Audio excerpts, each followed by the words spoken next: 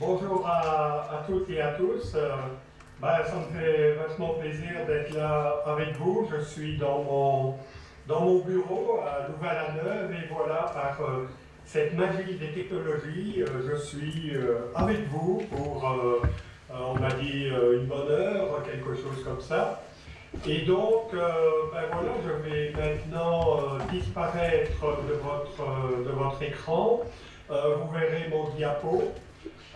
S'il y a des problèmes, je crois que Guillaume a mon numéro de téléphone, donc il me fait signe là-bas. Bonjour Guillaume. Voilà, je vais vous faire cet exposé pendant une petite heure, 50-55 minutes, on verra un petit peu en fonction des anecdotes. Et puis nous aurons un temps d'interaction. Alors je dois vous dire que c'est vrai que ça fait longtemps que je suis dans la technologie, mais ce que j'ai là devant les yeux, ça reste toujours pour moi quelque chose de magique finalement. Hein. Vous voilà dans l'amphi avec vos bouteilles d'eau, vos regards vers l'écran. Vous n'êtes pas dirigé vers moi, mais sans doute que l'écran est un peu sur le côté. Et donc je vais maintenant passer en partage d'écran et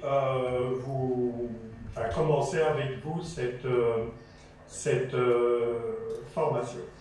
Donc voilà, est-ce que vous avez bien le diapo sur l'écran?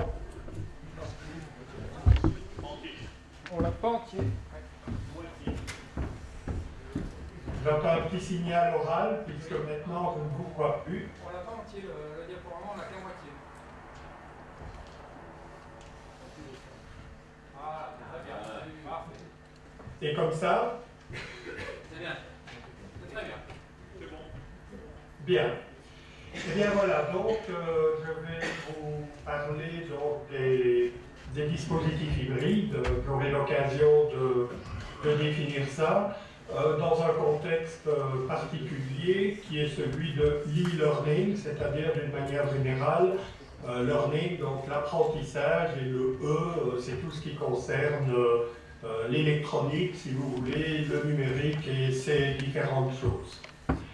Alors, je commencerai par cette dia qui nous parle de la contextualisation.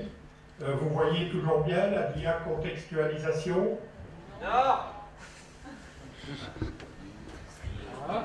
Je crois qu'il faut que je reste en bas. Il a dû mettre deux écrans. J'aurais besoin d'un contrôle de ce que vous voyez. On a toujours que la diapo 1, l'hybridation. Ah, alors j'ai un petit problème dans le sens que je dois partager... C'est bon, contextualisation, pourquoi changer? Oui, mais vous voyez tout mon écran ou uniquement la dia? Je crois l'application, c'est de PowerPoint équivalent Mac, mais les Oui. diapositives. Alors, ce que je vais faire, c'est partager tout mon écran pour votre confort. J'arrête le partage de pratique, d'écran, vous voyez de nouveau, et je vais cette fois-ci partager non pas une fenêtre, mais partager tout l'écran. Comme ça, vous avez en même temps une petite initiation, ce qui va me permettre de vous montrer le diaporama en plein écran.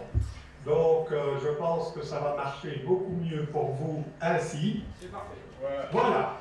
Et donc, en contextualisation, ça veut dire essayer de donner du sens à ce qu'on va raconter. Et donc, je crois que c'est très important dans une formation de ne pas commencer tout de suite par les modèles, les théories, les descriptions, mais d'essayer de poser quelques questions. Hein. La question, c'est pourquoi diable changer notre pédagogie à l'ère numérique? Et pourquoi la mise à distance des contenus pourrait-elle finalement, c'est un peu ma thèse, pourquoi cette mise à distance pourrait-elle redonner du sens au campus, c'est-à-dire à la présence? Alors, en guise de contextualisation, justement, je vous parlerai de cet envahissement que nous avons dans la presse, sur Internet, et également dans la pratique, à propos des MOOC. Alors, les MOOC, peut-être vous le savez, le M, ça signifie massif. Ça veut dire que ces cours peuvent être suivis par 1000, par 10 000. Certains cours sont suivis par 150 000 étudiants, donc vous vous rendez compte. Le premier O, c'est open, ça veut dire c'est ouvert. On ne va pas demander si vous avez les diplômes pour pouvoir suivre tel cours, qui est par exemple un cours de master. Le deuxième mot, c'est online. En ligne. Et le C, c'est finalement les cours.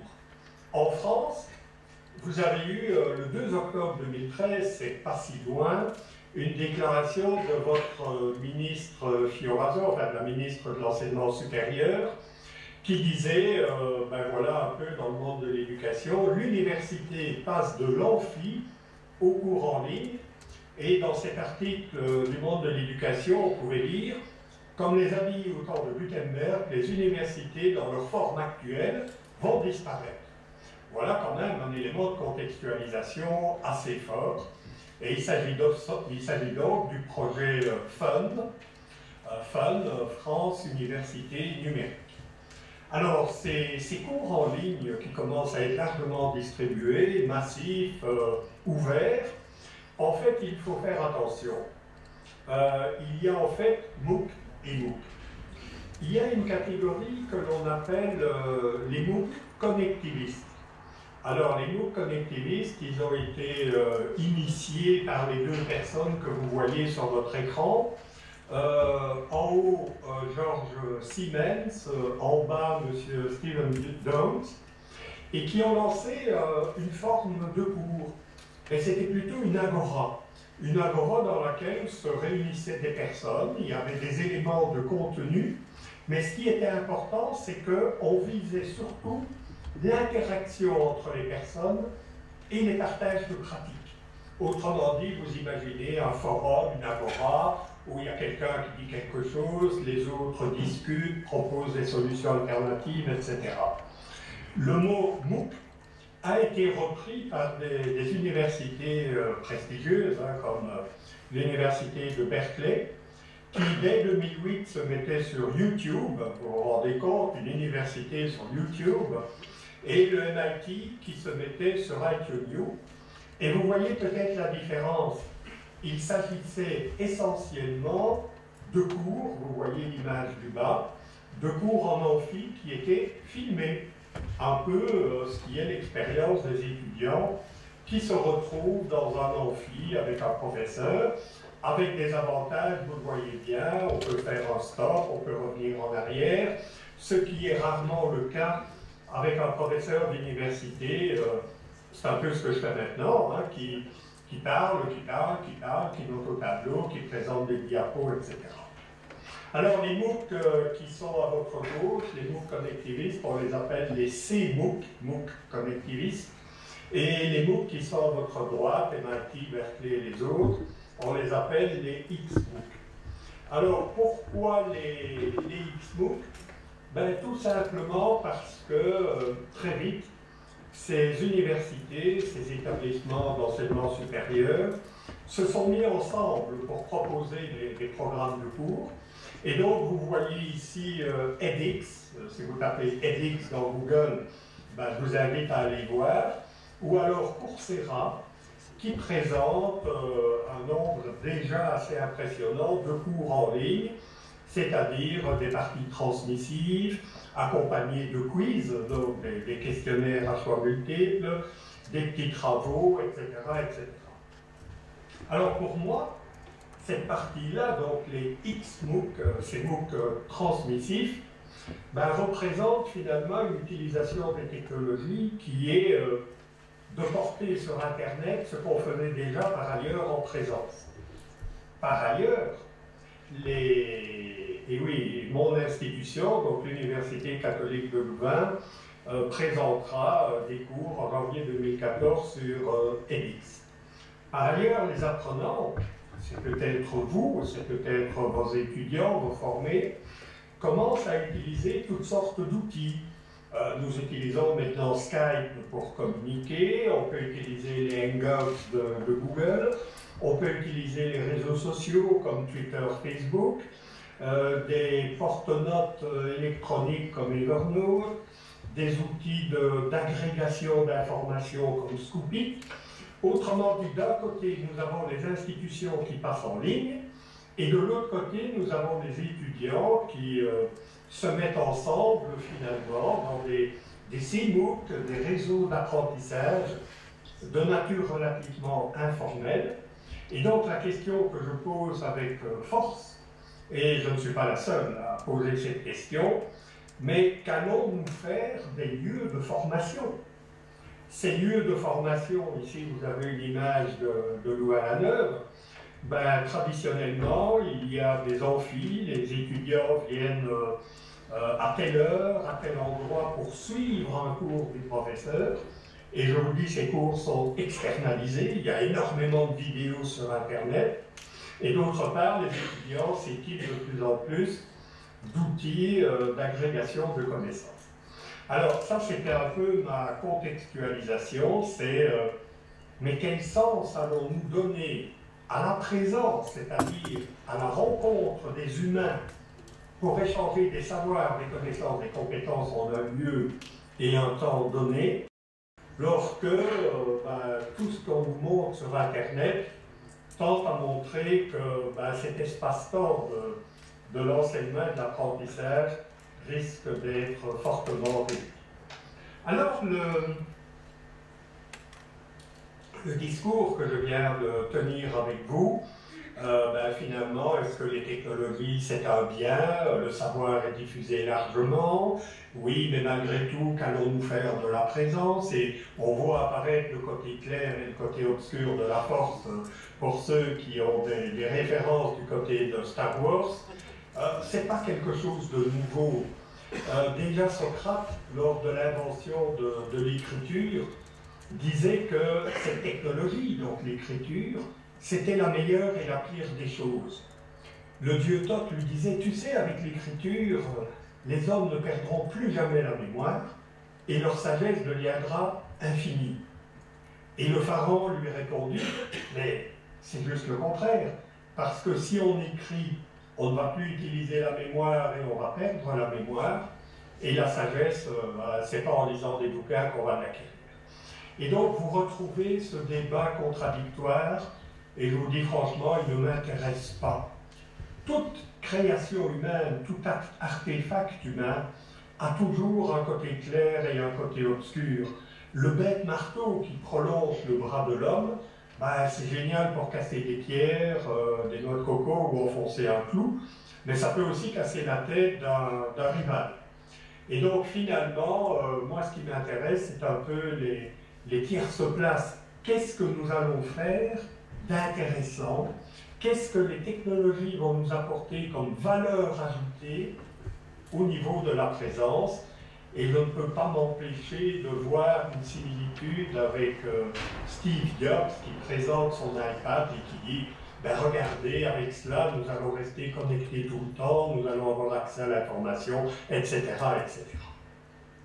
Après cette contextualisation, je rentrerai dans des choses beaucoup plus pragmatiques, opérationnelles, qui est un concept, certains me diront, oui, ça existe depuis toujours, oui, peut-être, mais l'idée qui est derrière ces classes inversées est une idée qui arrive relativement bien en temps, comme complémentaire avec ces informations, ces savoirs, etc., qui sont diffusés un peu partout et qui sont accessibles de partout.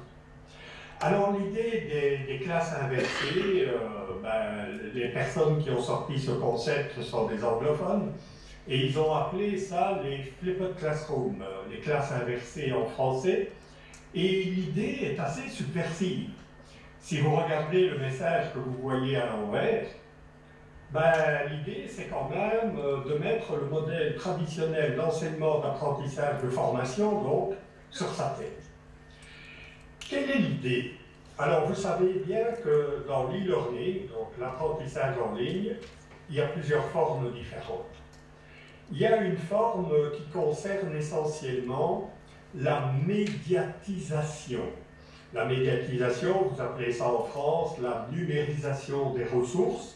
On transforme les bons vieux syllabus en pages web, on met des vidéos de cours à disposition des élèves, et grâce aux plateformes comme Moodle, Caroline, etc., on arrive même à médiatiser des dispositifs d'interaction. Et en effet, c'est peut-être là qu'il y a des choses à réfléchir, c'est que numériser les ressources, la belle affaire, c'est facile à faire finalement. C'est juste de l'argent. C'est juste faire passer en numérique dans des studios différents types de ressources. Par contre, arriver à numériser les interactions, c'est-à-dire à regarder les valeurs ajoutées des technologies, non pas seulement dans la ressource qui est très transmissible, c'est de regarder un tout petit peu comment nous allons médier, servir d'intermédiaire au niveau des interactions. Alors le concept de classe inversée n'a pas été inventé dans l'enseignement supérieur. On dit souvent, oui, mais ça c'est pour l'université, etc. Non, le concept de classe inversée a été créé par des professeurs du secondaire en chimie, ils sont là, ils s'appellent Jonathan et Aaron. C'était des profs de chimie et ils en avaient marre de voir leurs élèves démotivés. Ils leur expliquaient les beaux principes de l'oxydoréduction, de la transformation de l'ammoniac, etc. Et les élèves n'avaient pas l'air très intéressés. Et ils ont eu l'idée de mettre des petites capsules vidéo, j'insiste, des petites capsules vidéo. On n'est pas dans les cours filmés comme chez edX ou Coursera, des cours qui peuvent durer parfois 20 minutes, 30 minutes, etc. On est vraiment dans des petites capsules vidéo de 5-6 minutes qui expliquent un principe, qui expliquent un modèle, qui font intervenir un expert, enfin que sais-je, ou alors qui présentent des manipulations de laboratoire filmées avec une caméra numérique. Et ils se sont rendus compte que, suite à cette opération donc, de mise en ligne de petites vidéos, ils ont fait ça sur YouTube, que les élèves arrivaient en classe en discutant des vidéos qu'ils avaient regardées la veille sur YouTube. Et ils se sont dit, là, on tient peut-être quelque chose qui n'est pas nouveau. Nous avons peut-être eu, tous, toutes, des professeurs qui nous demandaient de lire des choses avant le cours, etc. Mais je pense que l'impact du numérique au travers de la vidéo, vous me voyez là maintenant en vidéo, vous verrez des petites capsules vidéo, ils se sont dit là, on tient quelque chose. Et donc c'est le concept de classe inversée. Autrement dit, la partie du cours, ce que les anglophones appellent la lecture, hein, c'est joli, c'est un peu la lecture, le professeur qui lit les savoirs, et demander un travail pour la semaine prochaine, ben, c'est remplacé par regarder telle vidéo avant le cours, c'est-à-dire la partie transmissive de l'enseignement, et en classe, à ce moment de la classe qui est libérée de la partie transmissive, nous allons faire des choses plus intéressantes, nous allons mieux profiter de la présence. Comprenez-moi bien, l'idée n'est pas de mettre les cours à distance et voilà, non. L'idée est de mettre certaines parties des enseignements en ligne, en vidéo ou d'autres formes, de manière à pouvoir mieux profiter de la présence en classe. Je pense que c'est un concept inventé dans le secondaire, il est déjà utilisé à l'école primaire. Nous avons des enseignantes d'école primaire qui témoignent de leurs expériences avec des élèves pour apprendre la multiplication, les accords, etc. etc. Et ben voilà, ils ont développé ce concept de manière à rendre de la valeur à la présence. Est-ce que vous pensez qu'au XXIe siècle, avec les théories de l'information et de la communication, il est encore utile de faire déplacer des personnes, je pense à la formation continue, pour venir écouter quelqu'un qui ne ferait que lire un syllabus, écrire au tableau, montrer des PowerPoint. Eh bien, vous voyez ici un exemple, je ne sais pas si cette présentation que je fais pourrait être filmée, mais elle pourrait être diffusée sur Internet, permettant à des personnes qui ne sont pas avec vous de la visualiser. Alors évidemment, ces classes inversées sont accompagnées de toutes sortes d'opérations qui ont visé à mettre des vidéos, mais des vidéos intéressantes, hein, sur Internet, non seulement des vidéos, mais également des screencasts. Alors les screencasts, ben, si vous voulez, une vidéo elle est capturée par une caméra numérique. Un screencast, c'est simplement la copie de votre écran, ce qui se passe maintenant. Hein. J'ai mon écran ici devant moi, il est transformé, il est envoyé à Saint-Étienne. Par exemple, les Tech Conferences, TED, allez voir, c'est des petits clips vidéo d'une dizaine de minutes où des experts internationaux parlent de toutes sortes de sujets. Ou alors, dans le domaine plus scolaire, la Khan Academy, qui présente une multitude de vidéos sur la chimie, la géographie, l'histoire, les mathématiques, que sais-je. Et je vous signale aussi que les vidéos de la Khan Academy sont en train d'être traduites en français dans le cadre d'une opération bibliothèque numérique.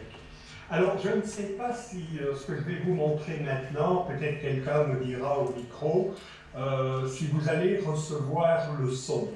Mais ce que je voudrais vous montrer, c'est un screencast, donc une copie d'écran dynamique, qui a été réalisée sur une tablette, et elle a été réalisée par des élèves d'école primaire.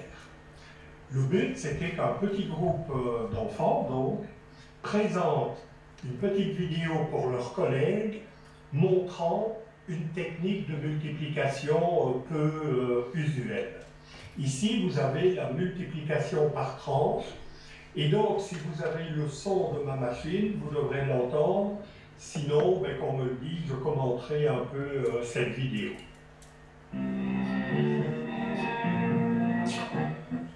Vous entendez? Oui, c'est parfait. Alors voilà, il s'agit de faire une multiplication, 42 fois 56. Hein.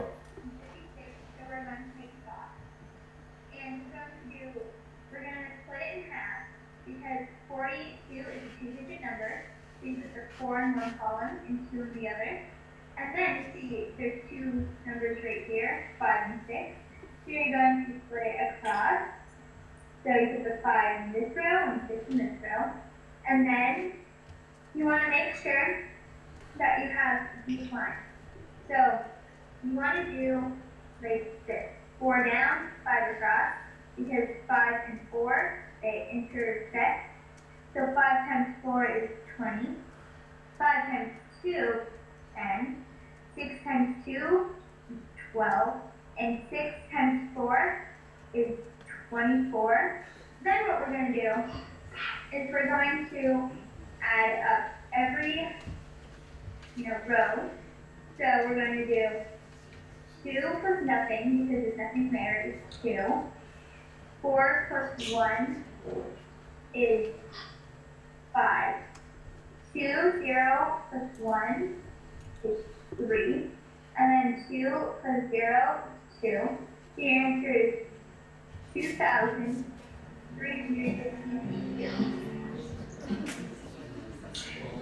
Et voilà, donc voilà un exemple à la fois de screencast hein, qui ressemble très fort à l'écriture sur un tableau.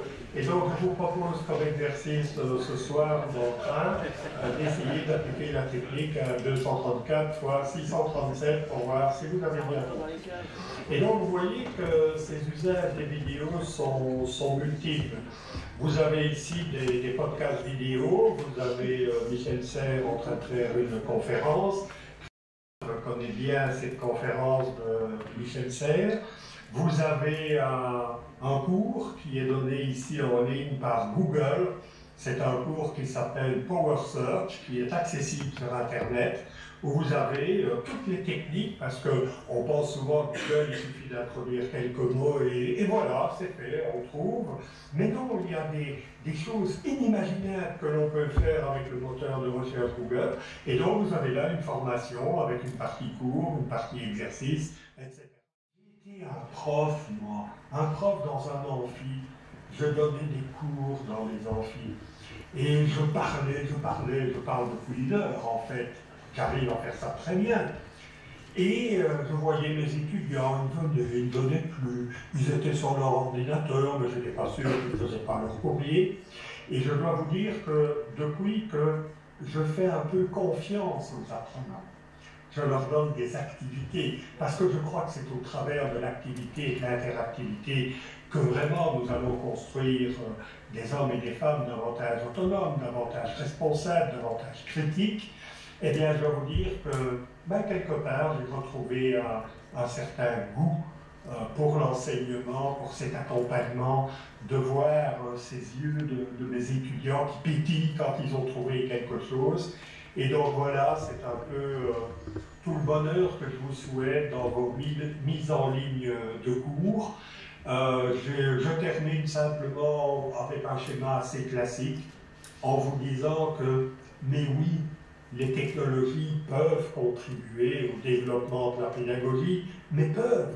C'est un potentiel. Nous sentons bien que ces outils ont un potentiel de communication, d'interaction, d'apport de connaissances, mais tenez-vous bien dans la tête que ce n'est pas la technologie qui va apporter ça, ce sont les usages, les dispositifs que vous allez mettre en place, des dispositifs centrés sur l'activité de l'apprenant, qui vont vraiment faire tourner cette relation systémique. Un petit clin d'œil sur le blog de Marcel, où vous trouverez des écrits, des vidéos sur les dispositifs hybrides, et je vous remercie pour votre attention.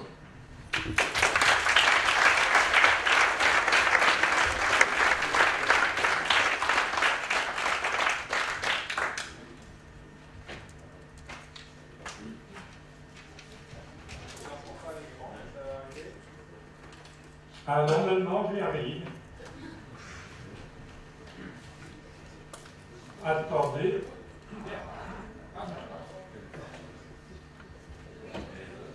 Voilà. On va pouvoir passer aux questions, s'il y en a. Avez-vous des questions à poser à M. Lebrun? Ah non, pas de questions.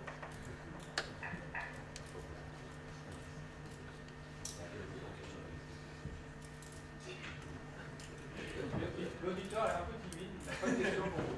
Alors, non, je ne pense pas. J'ai une interprétation. Et cette interprétation, elle ne dépend pas de la vidéoconférence et tout genre de choses comme ça.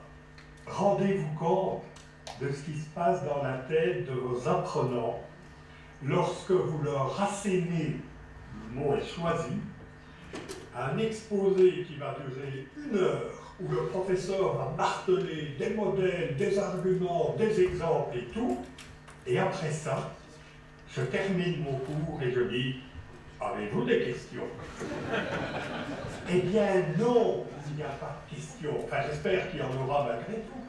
Mais comment voulez-vous que dans une approche frontale que j'ai un peu, mais que j'ai quand même utilisée, mais oui, j'assume la contradiction, les questions, elles viennent, peut-être c'est un avantage des classes inversées, on regarde la vidéo 2 à 3 jours avant le cours, et c'est en marchant, en allant boire un verre, en entendant une émission à la télévision qu'on se dit « Tiens, c'est vrai, pourquoi est-ce qu'il nous a dit telle chose ?»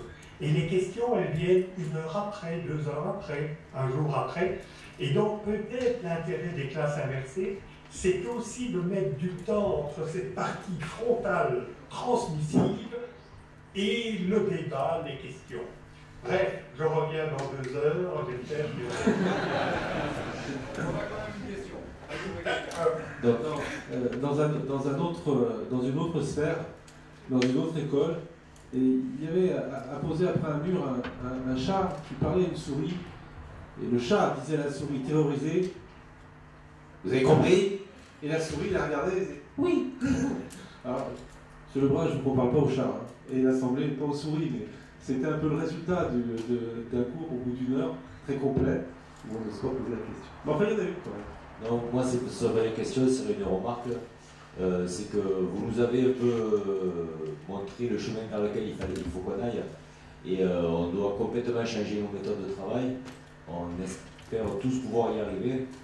Maintenant, il faut qu'on mette les choses à l'ordre et qu'on se mette à l'ordre de marche. Et rencontrer des gens comme vous, ça vous fait prendre conscience qu'il faut qu'on évolue tout simplement.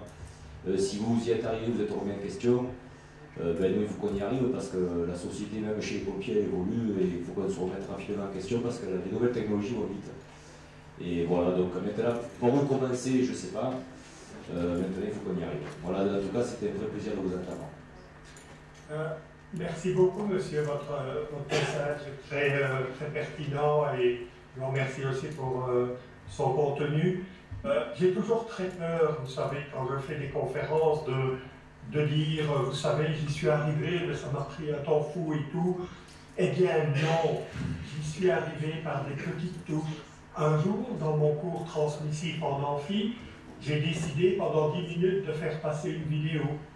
Et puis je me suis dit, ouais, ça a l'air de marcher, mais c'est un peu bête de montrer cette vidéo pendant mon cours, je pourrais faire d'autres choses, pourquoi pas la mettre sur Internet? On m'a dit, ça ne marchera jamais.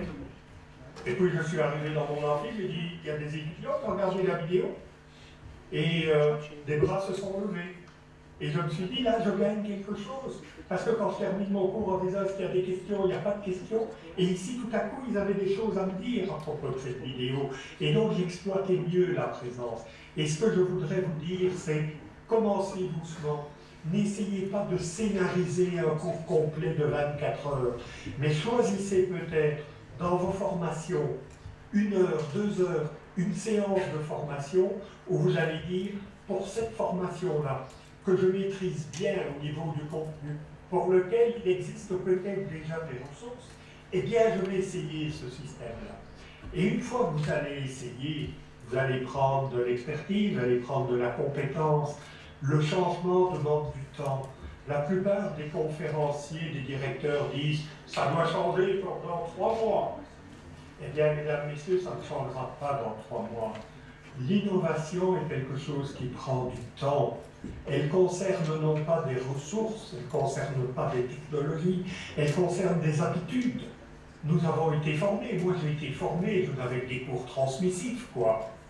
Et puis petit à petit, je me suis ennuyé dans ces cours et je me disais, mon Dieu, est-ce que vraiment le meilleur chemin entre ce que j'ai dans ma tête et ce que je voudrais que mes étudiants, c'est de le dire dans un amphi et mes étudiants prennent note. Et j'ai commencé à faire confiance un petit peu. Je leur ai donné un texte de 3-4 pages. J'ai demandé qu'ils mettent leurs questions dans la plateforme. Il n'y a que 5 ou 6 étudiants qui l'ont fait. Mais je ne me suis pas dit, ah, c'est comme ça, il n'y a que 5 ou 6 étudiants, donc je fais quand même mon cours. Non, j'ai dit, Étienne, Philippe, Marie, Dominique. J'ai parlé, j'ai utilisé leurs prénoms, j'ai dit, vous m'avez envoyé des questions. Eh bien, c'est sur la base de votre question que je vais travailler mon cours. Et ils étaient ravis, ces étudiants, et les autres ont dit, tiens, le professeur s'intéresse beaucoup à eux, il leur a donné la parole et tout, et ils ont commencé progressivement à regarder ce que les autres font. Le temps est votre allié, mais surtout, ne procrastinez pas, c'est-à-dire, ouais, je ferai ça dans 6 mois, ouais, je ferai ça. Essayez déjà des petites choses, et surtout, comme vous êtes là, une belle communauté, là, eh bien, partagez entre vous vos petites expériences de rien du tout, et je crois que c'est comme ça qu'on fait avancer l'innovation, croyez-moi. On vous remercie de votre exposé et puis vous donnez envie. Hein.